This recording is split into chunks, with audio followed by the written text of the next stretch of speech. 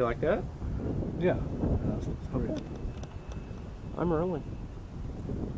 All right, Dad. Let's just we'll keep this informal, but just start out telling us about when you first met him or was aware of him and how he recruited you to come to OSU. I first met Laban.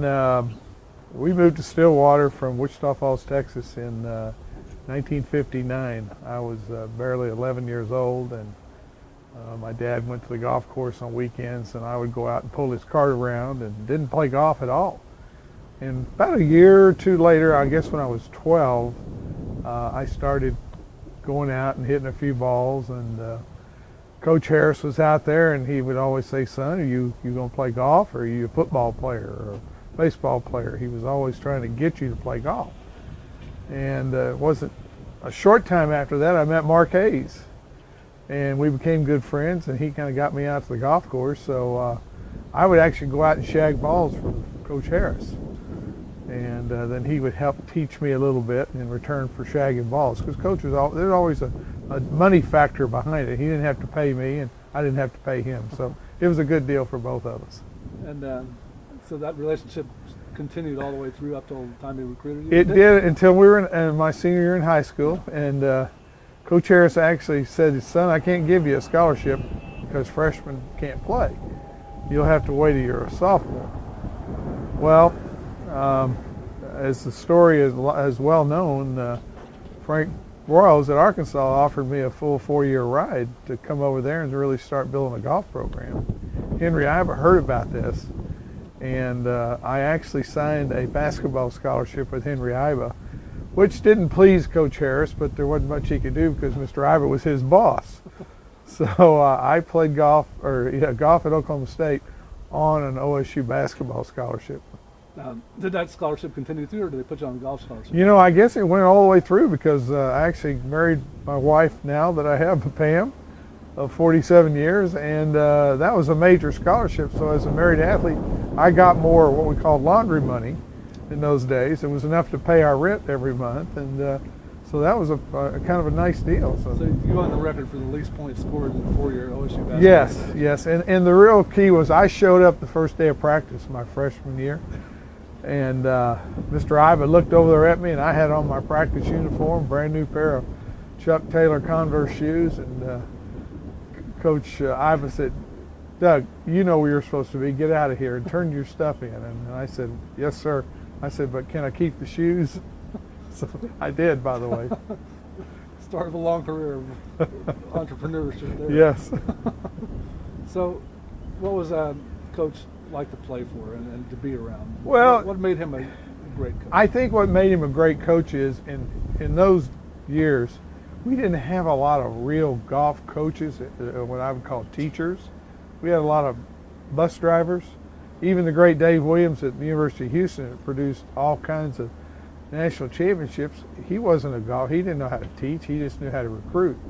But with Laban, you always knew that he could work on your game. So as a sophomore, you were so good. As a junior, you would get better, and by senior, you really should be able to be a very good player, which he did for me. He taught me how to play and how to play well.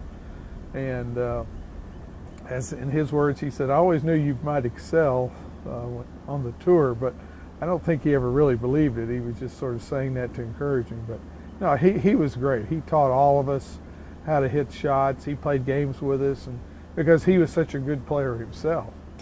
And I think it was very beneficial to my career. It meant a lot to me all these years on the PGA and Champions Tour. He taught Coach Holder a lot about how to have the relationship with the guys where it was friendly, but it was also tough. I mean, wasn't it? It was, well, was required. And I don't know if I'd compare him to Mike Holder. Mike Holder, he's like some of these NASCAR drivers they call the intimidator. He never really tried to intimidate you. He just would say, "Get out there and play your best." I think Mike Holder was more of the intimidator. Yeah.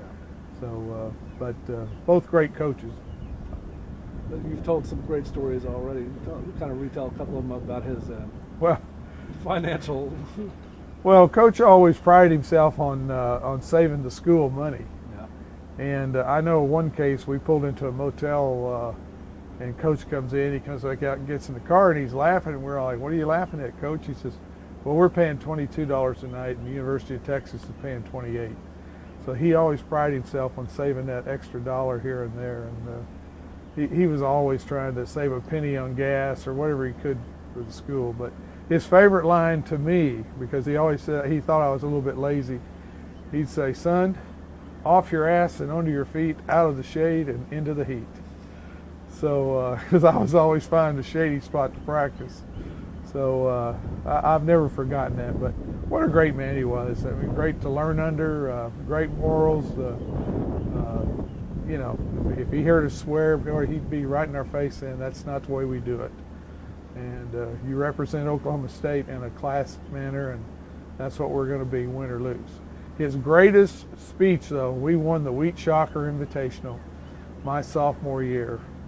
And Coach went up there and he said, "I'm proud of my boys. They played well. They tried to give it away on the back nine, but there was nobody there to give it to."